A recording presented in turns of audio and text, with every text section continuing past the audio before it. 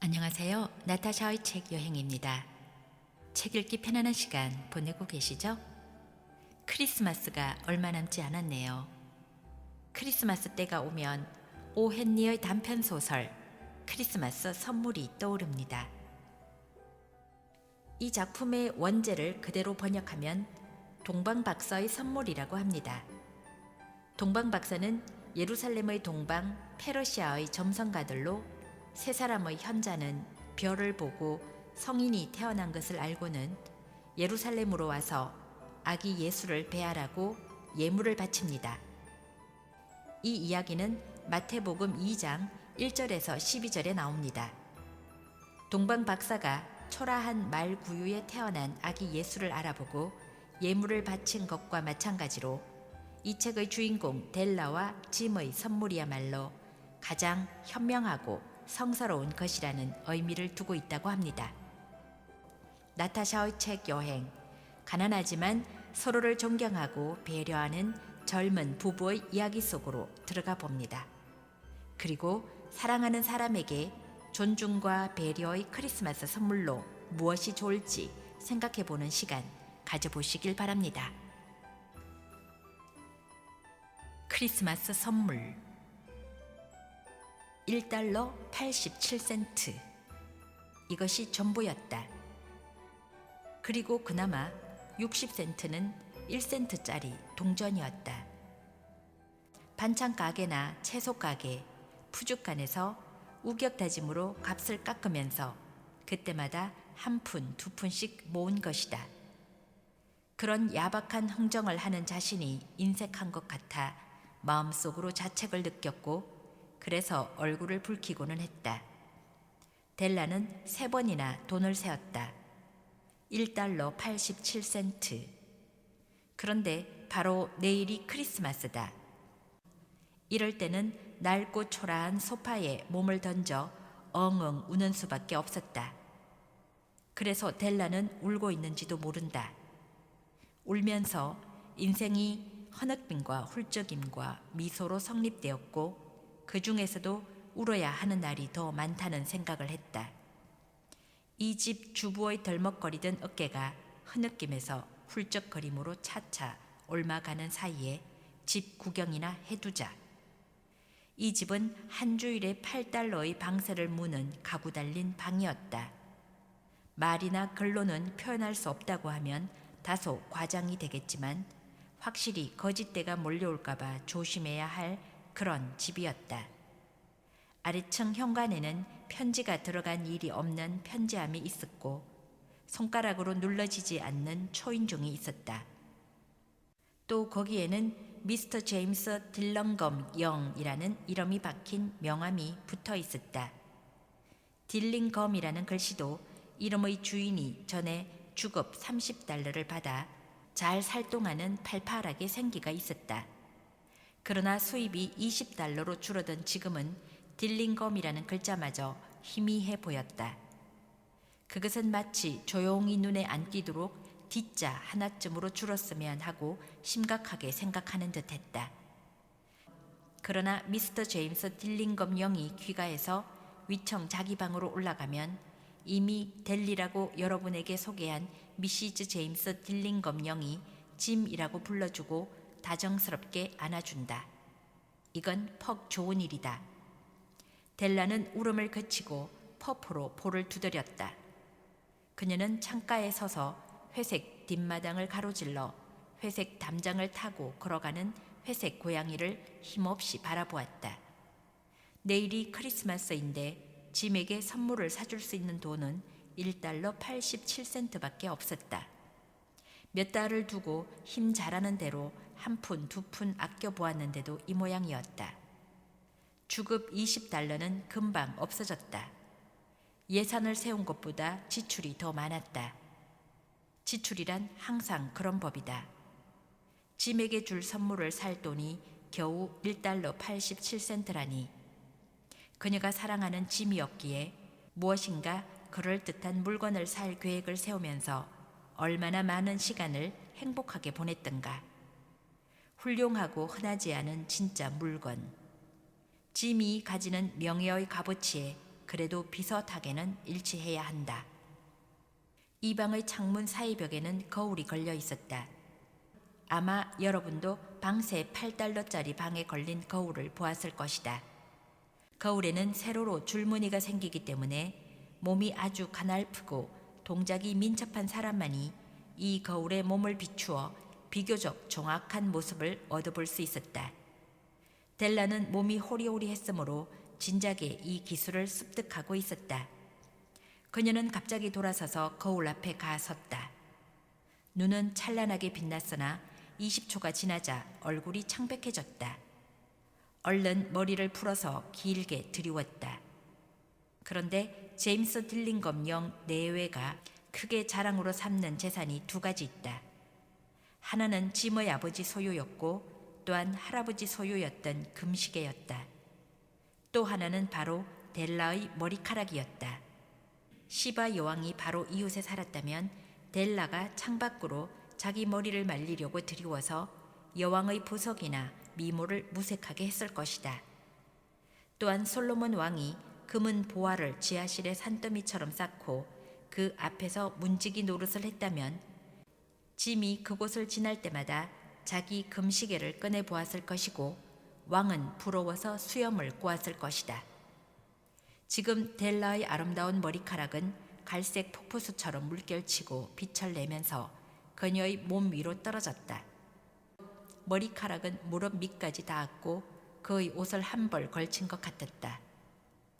이었고 그녀는 초조한 듯 재빨리 다시 머리를 틀어 올렸다. 그리고 꼼짝 않고 서 있었는데 눈물이 한두 방울 낡고 붉은색의 융단에 떨어졌다. 그러다 그녀는 급히 낡은 갈색 자켓을 주워 입고 낡은 갈색 모자를 썼다. 치마가 빙그르르 돌았고 눈에는 아직도 반짝이는 물방울을 지닌 채였다. 그녀는 갈팡질팡하며 문 밖으로 나갔다.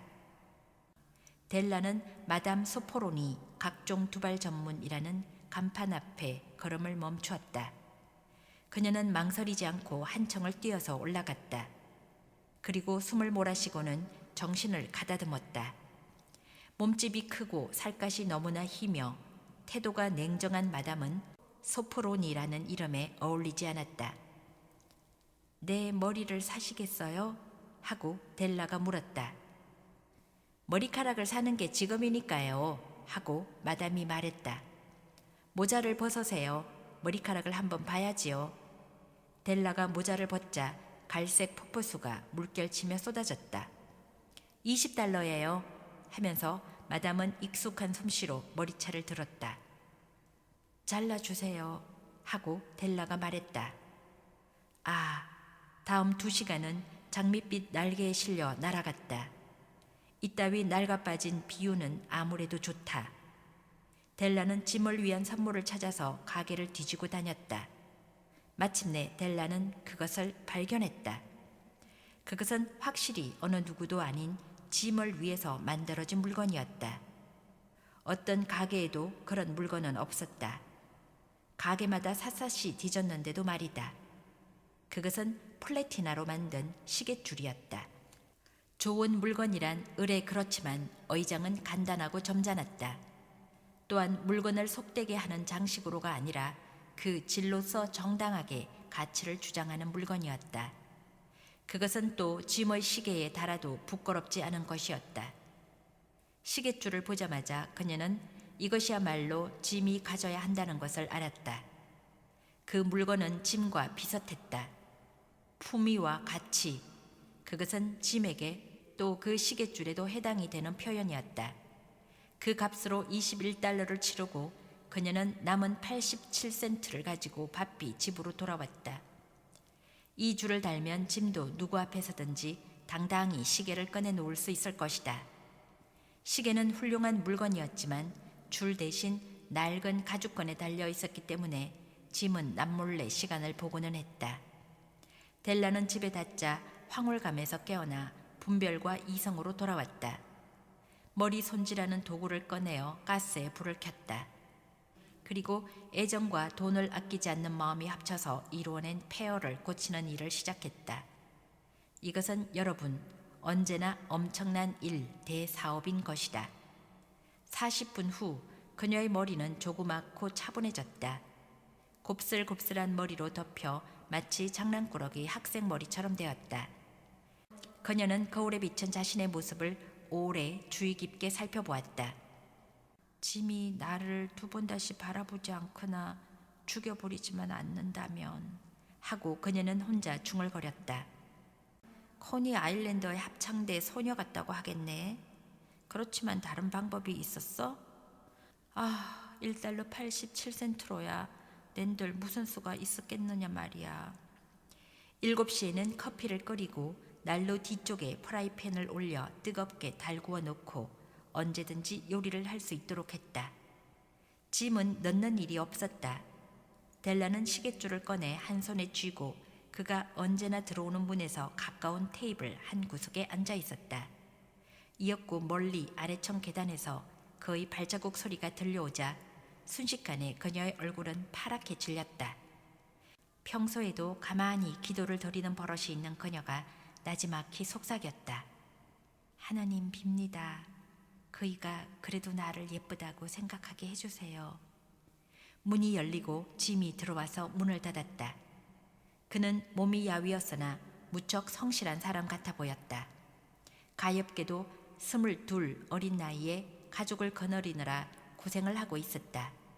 그는 외투도 새로 지어 입어야 하겠고 장갑도 없었다. 짐은 매출하게 냄새를 맡은 사냥개처럼 움직이지 않고 문 앞에 우뚝 서 있었다. 그의 눈은 델라에게 꽂혀 움직이지 않았다. 그 시선에는 그녀가 알 수 없는 표정이 있어서 와락 겁이 났다.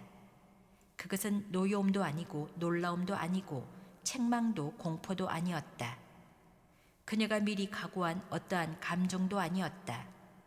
그는 이상한 표정으로 아내를 뚫어지게 바라보고 있을 뿐이었다. 델라는 어색하게 몸을 꼬면서 자리에서 일어나 그에게로 다가갔다. 여보, 짐! 하고 델라가 말했다. 그런 눈으로 보지 마세요. 당신에게 선물도 안 하고 크리스마스를 넘길 수가 없어서 머리카락을 잘라 팔았어요. 또 자를 테니까 괜찮죠? 네? 그러지 않을 수 없었어요. 내 머리카락은 빨리 자라요. 짐, 메리 크리스마스 하고 말해줘요. 그리고 우리 즐거운 기분이 되도록 해요. 내가 얼마나 멋있는 정말 예쁘고 훌륭한 선물을 마련했는지 당신은 모르실 거예요. 머리카락을 잘랐어? 하고 짐은 온 힘을 다해 쥐어짜듯이 물었다. 아무리 머리를 써도 이 명백한 사실을 이해하지 못하는 모양이었다. 잘라서 팔았어요. 하고 델라가 말했다. 그래도 전이나 다름없이 날 좋아하죠? 머리카락이 없어도 나는 나 아니에요? 그렇죠? 짐은 이상하다는 듯이 방을 휘휘 둘러보았다. 당신의 머리카락이 없어졌다는 거요? 그는 거의 천치 같은 태도로 또 물었다. 찾아도 없어요. 하고 델라가 말했다. 팔아버렸다니까요. 팔아버려서 없어요. 오늘은 크리스마스 이브예요. 귀여워해 주세요. 당신을 위해서 없애버렸으니까요. 내 머리카락은 숱이 무척 많았었지만 하고 그녀는 갑자기 애정이 담뿍 담긴 목소리로 말했다. 당신에게 쏟는 내 사랑은 아무도 말리지 못할 거예요. 저녁을 차릴까요, 짐? 짐은 멍한 상태에서 갑자기 깨어난 것 같았다. 그는 사랑하는 아내를 끌어안았다. 우리는 10초 동안만 이와는 관계없는 다른 방면을 신중히 살펴보도록 하자. 한 주일에 8달러 벌거나 1년에 100만 달러를 벌거나 다를 것이 무엇인가. 그러나 수학자나 재담꾼은 오히려 그릇된 해답을 내릴 것이다. 동방 박사는 귀중한 선물을 가지고 왔지만 그것은 그들이 모르는 일이었다. 이 애매한 말의 의미를 나중에 알게 될 것이다. 짐은 외투 호주머니에서 종이에 싼 것을 꺼냈다. 그리고 탁자 위에 던졌다. 날 오해하지 마라 델 하고 그는 말했다. 당신이 머리카락을 잘랐거나 면도로 밀었거나 샴푸를 했거나 당신을 사랑하는 내 마음이 변하지는 않을 거야. 그러나 그걸 열어보면 내가 왜 당신의 모습을 보고 한동안 넋을 잃었나 알게 될 거야. 델라는 흰 손으로 민첩하게 종이를 풀었다. 이내 황홀하고 즐거움에 넘치는 그녀의 외침이 있었다. 다음에는 급작스럽게 여자다운 발작과 눈물과 흐느낌으로 변했다. 짐은 곧 가전수단을 다해서 아내를 달래야 했다. 종이 위에는 빗이 나란히 놓여 있었던 것이다. 델라가 브로드웨이의 상점 진열장에서 있는 것을 보고서 오랫동안 동경하던 빗으로 옆과 뒤에 꽂는 한 쌍이었다. 아름다운 빗으로 진짜 대모갑으로 만들어졌다. 빗등에는 보석이 박혀 있어 지금은 없는 그 아름다운 머리에 꽂으면 꼭 알맞을 색깔이었다. 값비싼 빗이라는 것을 그녀도 알기 때문에 그것을 가지리라고는 엄두도 못 내었다. 그러면서도 그저 탐나고 부러워했던 물건이었다. 이제 그것을 가졌으나 탐내던 장식품을 한층 돋보이게 할 머리카락이 없었다. 델라는 그 물건을 가슴에 끌어안았다. 마침내는 몽롱한 눈과 미소가 어린 얼굴을 들고 말했다. 내 머리카락은 금방 자라요, 짐. 그리고는 털이 탄 고양이처럼 뛰면서 부러지셨다. 짐은 그에게 주는 아름다운 선물을 아직 보지 못하고 있었다. 그녀는 손바닥을 벌리고 열렬한 태도로 그것을 남편 앞에 내밀었다. 무딘 기금속이지만 그녀의 명랑하고 열렬한 정신을 반영하듯이 번쩍번쩍 빛나는 것 같았다. 멋있죠, 짐? 온 거리를 헤매서 발견한 거예요. 이제는 하루에 100번 시계를 꺼내봐야 할 거예요. 시계를 이리 주세요. 잘 어울리나 보고 싶어요. 짐은 시키는 대로 하지 않고 침상 위에서 뒹굴었다. 그리고 두 손을 머리 뒤로 돌려 베고는 빙그레 웃었다. 델 하고 그가 말했다. 둘 다 크리스마스 선물은 당분간 넣어두기로 하자고. 지금 당장 쓰기에는 너무나 훌륭해. 난 당신의 빚을 살 돈을 마련하려고 시계를 팔았어. 자, 이제 저녁이나 차리지.